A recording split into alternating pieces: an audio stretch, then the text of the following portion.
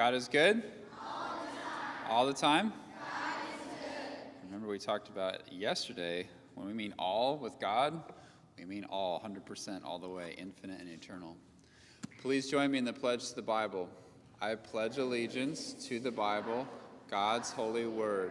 I will make it a lamp unto my feet and a light unto my path. I will hide its words in my heart, that I might not sin against God. Join me in the pledge to the flag. I pledge allegiance to the flag of the United States of America and to the republic for which it stands, one nation, under God, indivisible, with liberty and justice for all. We're working through our sound off that goes along with what Miss Watson's been teaching us this week, so let's try it.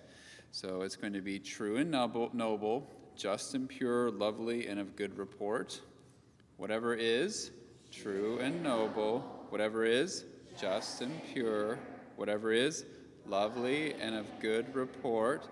And then we're going to add, if there is any, and you're going to say virtue. So let's try it. If there is any virtue. And then the end of it is, if there's anything, you're going to say praiseworthy, think on these things. So repeat after me. Praiseworthy, think on these things. Let's try it all together. If there is anything praiseworthy, think on these things. So this is from Philippians chapter 4. And with that introduction, let's welcome Miss Watson up here.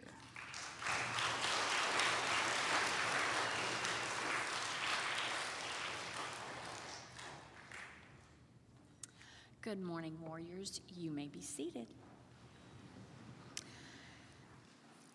Philippians chapter 4, verse 8. Finally, boys and girls, whatever things are true, whatever things are noble, whatever things are just, and whatever things are pure. Well, today we're going to talk about just and pure. The word just means that we should be fair and impartial and reasonable and correct and right in our dealings with others. God rejoices when we are fair. Actually, he demands fairness in everything we do. Don't raise your hands. How many times have you said to your mother and father, or even your teacher, this isn't fair? Well, it probably is. Anyway, he will even help us to act fairly. God is pleased with us when we treat others justly and fairly, because that's how he treats us. Now on to the word pure. Free from sin and guilt, not mixed with anything else. What has been mixed with our thoughts and our words and our behavior? I want you to pretend you have a glass of nice, cool water in your hand. It's pure. There's nothing in there but H2O. And then I'm going to come around to every one of those glasses and drop a speck of dirt in the glass. It's going to be so tiny that you can't even see it. So is your glass of water pure anymore? No. That means even the smallest sin, they're called little white lies, even the smallest, makes us impure. Our thoughts, what we think, what we look at, what we say.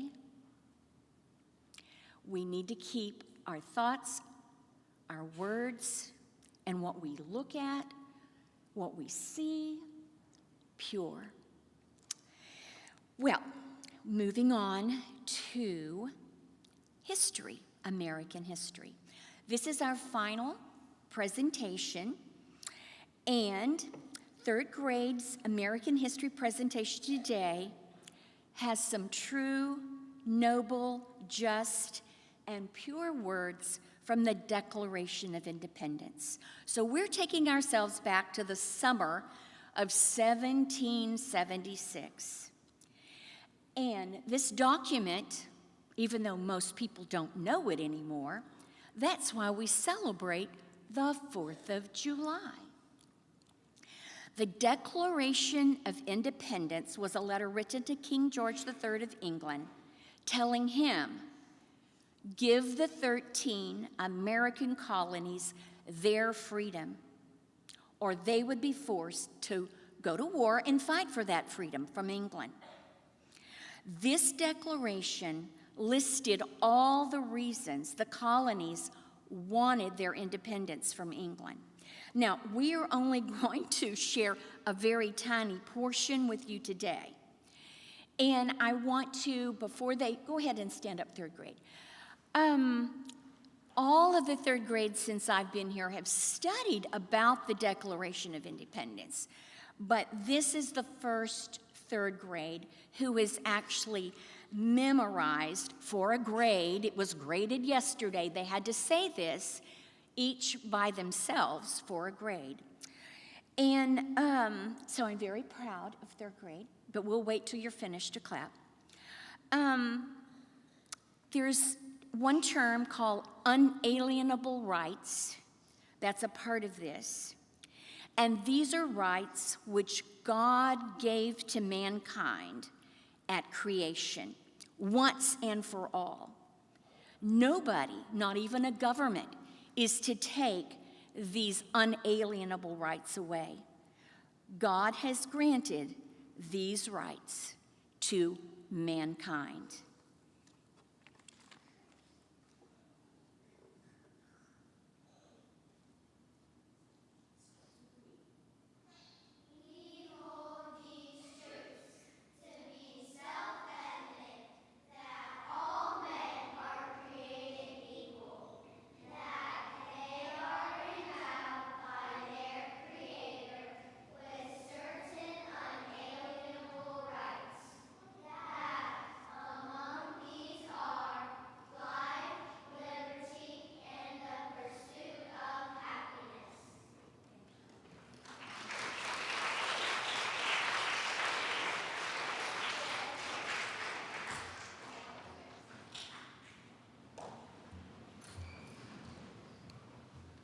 All right, again, for the sake of time, we'll just do our closing song.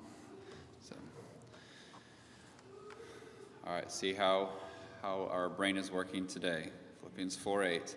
Whatever is true and noble, whatever is just and pure, whatever is lovely and of good report, this is what we learned today, if there is any virtue and if there is anything praiseworthy, think on these things.